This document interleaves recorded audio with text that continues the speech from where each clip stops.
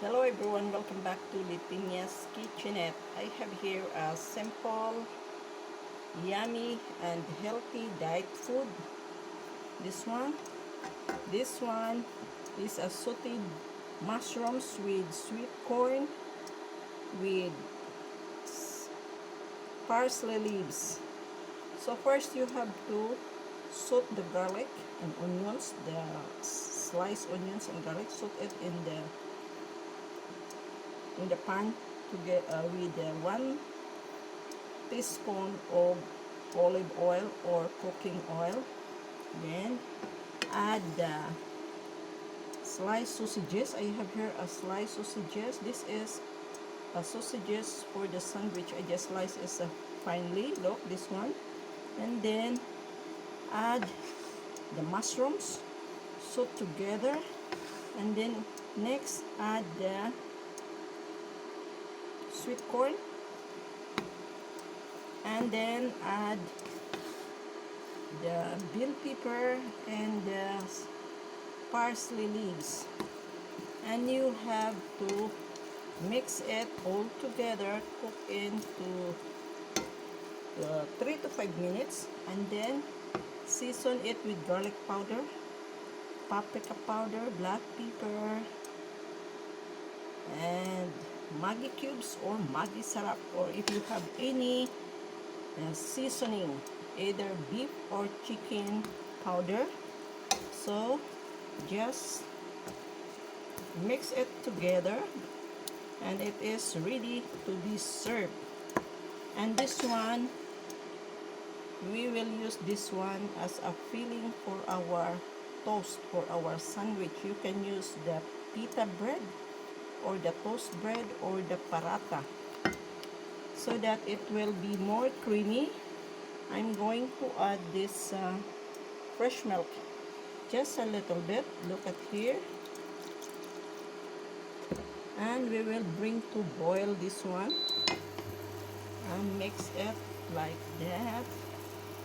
So you can use the cream, or you just simply use your fresh milk, so that you are not going to buy anymore. Just utilize whatever you have at home. So look at this, guys.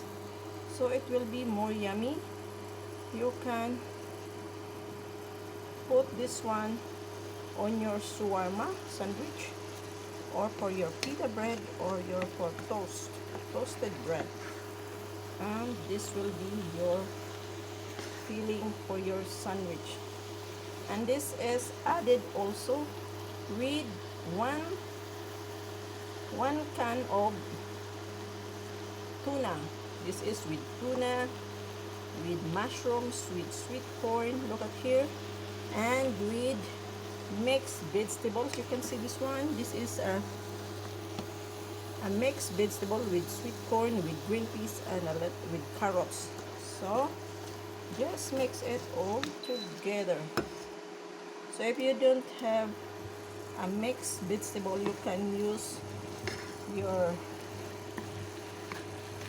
sweet corn and carrots. Just slice it very small cubes and cook it first, and then add the other mixture. So guys, thank you for watching, and I hope you like this simple recipe for the sandwich filling sauteed mushrooms with tuna, with 2 eggs. I forget to tell, with 2 eggs, with sweet corn, with green peas, and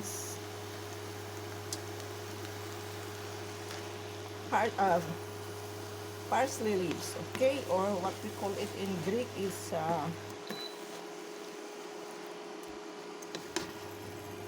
so this is it, guys. So you don't need to put any more salt, because the sausage is already salty, the tuna is already salty, the sausage is already salty. So it's enough, no need to add salt. Okay, guys, so this is it. So the milk is just an optional, guys. If you don't want to use the milk to make this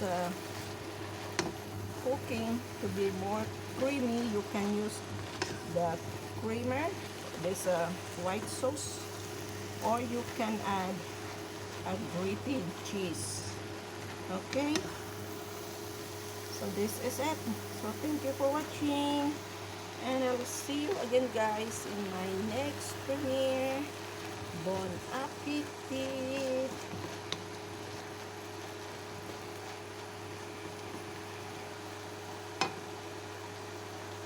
So this is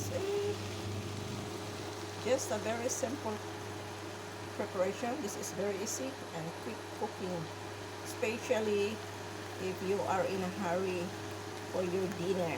So just simply heat your tuna, because this is a canned food. The tuna is in can, the mushrooms, the mixed vegetable is in can, and I just added with the sliced sausages and 2 beaten eggs, and salt the garlic and onions, and mix it all together. And that's it. That is it, guys. Thank you, and bye-bye. Bon appetit. Ciao. Don't forget to give a thumbs up.